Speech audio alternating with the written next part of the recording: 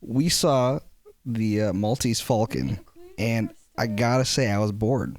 I was too. I thought I was the only one. No, we were all bored. Oh my Tristan. gosh. I think I fell asleep. I'm not a fake fan of that, and I'm not a real fan of that either. It's got that mid-Atlantic accent where they're just talking fast to get you through all the The whole movie. It's That's the all whole- it is. And like, listen, Bogart, amazing, love him, iconic, Yeah, like Casablanca. groundbreaking, astounding. Great. Yep. But like, it was like, I think it was all guys in that movie too, almost. And like, I'm sorry, but those like film noir guys, they need like a cute lady there too to like keep you interested. I'm being real honest. Like the film noir genre can be done way better. It's just in that film, Maltese Falcon. I don't know why exactly it's even that beloved. Why did we watch that movie anyway? It's a beloved Humphrey Bogart film. It's I know, but yeah. like, there's so many other Humphrey Bogart well, films it's to like watch. we are fake fans of Humphrey Bogart. You and I, we really loved. We like Bogey and Bacon. We like that little Yeah. dynamic. Yeah. Well, it's like we like Bogart, but it's like how many of them have I seen? I've seen Casablanca. I've seen the I haven't even seen Have and Have Not. Casablanca. I've seen the big African Queen, Big Sleep. Well, it's like you got to watch his classics, and Maltese Falcon is like one of the classics that everyone talks about. And then we watch it, and it's super boring. Like there's that whole weird scene where they're all waiting for, I forget exactly what they're waiting for, someone to pick up the Maltese Falcon or something like that. And they have to like sit in this hotel room together, and they're just like arguing, and it's boring because the camera's It literally legit is panning. boring. It's just panning from the door to where they're sitting over and over again. And it's just boring. And then like he slaps her. And two, like these movies don't give your brain a break. Like those kind of movies, you're like, I don't even know what's going on right I know. now. I don't remember anything about that movie. I like the part at the end where he picks up the Falcon and says, "This really is a Maltese Falcon." I don't remember. We'll always have this Maltese Falcon. A movie that's good at it, though. Have you ever seen 12 Angry Men? Yeah. Movie where they just talk the whole time, and it's actually really good. So I don't know. I don't know what there was to get out of the Maltese Falcon. Well, Maltese Falcon was about the details of this mystery, and you had to keep paying attention to understand the mystery. Whereas with 12 Angry Men, I mean, there's sort of that mystery of like, did the kid do it? But obviously, subtextually, you're supposed to think like, well, he didn't do it. All these details will show up.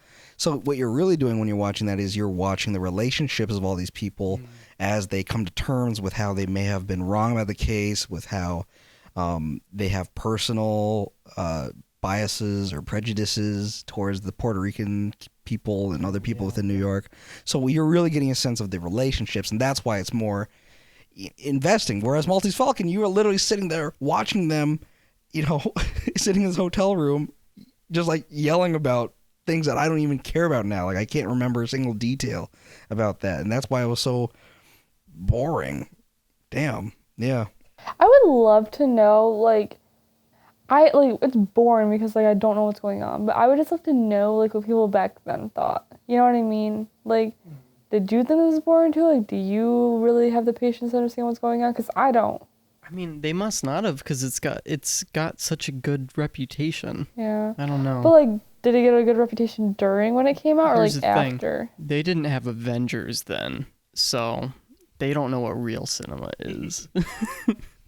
I mean, it's just a totally different mindset back then, because you think about today, like back then, you could have famous photographers who took pictures, put the single image picture on a wall or in a book, and as someone who didn't see many pictures throughout the day, you would see that, and it could have the power to change your mind and like change your worldview by seeing a single image. Today, you go on Instagram and you're just blasted with images all the time. Like no one image, you really aren't primed to think about that, about any single image. So you really are just kind of blowing through them, and you don't spend enough time with any one image to really get into the mindset of like, wow, how is this affecting me? How is this changing me? And so it's just a totally different mindset. You have a murder mystery movie. You got this, Humphrey Bogart's partner got shot. What's going on? I have to watch. I have to follow along. Okay, I kind of remember now. And then you get into it. And so back then I could understand if you really did like, wow, I loved this story. Wow, I was thrown off on so many different tangents, so many red herrings. It was amazing when it was revealed to me. But I just think for us now, we are just so lambasted with all these other details where it's like, and also being that it's a mystery genre, we have our own generic like understandings of the genre. So we're like, we can kind of see past the red herrings already in the first place. Oh, yeah. But also, again, this was entirely like telling us details that are not about deeper interpersonal relationships in the story necessarily compared to like 12 Angry Men. You know, so just, yeah, the mindset would be totally different back then, but it's not like, that doesn't help me appreciate the movie that much better, honestly. I feel that because I have like no experience with scary movies, and to me, like every scary movie is scary because I don't watch them. But then people who, like my cousin, she's obsessed and like watches so many, and she's like, oh, that scary movie was boring. I'm like, how could that be boring? That looks terrifying, and I haven't even watched it. Yeah. So maybe it's like that vibe.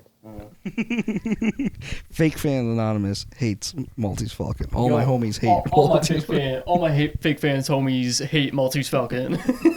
Deadass. Deadass. Like, oh my god. I feel bad because I had Humphrey Bogart, and I feel like really obligated to like him because I love Lauren Bacall. And I like felt bad. Like sometimes I feel bad when I don't like a movie. I'm just like, no. It's okay. I mean, I really love Steven Spielberg, and I hated Ready Player One. Oh.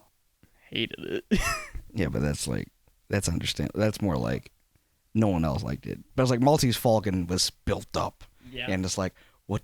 It's like Emperor's New Clothes. It's like, am I the one who can't see why it's so beautiful? Or I feel like Humphrey Bogart's in front of me. He's like, look at what I made. And I'm just like, I don't like it, Humphrey. I'm sorry, Humphrey. Sorry, Mr. Bogart. I don't like it at all. No.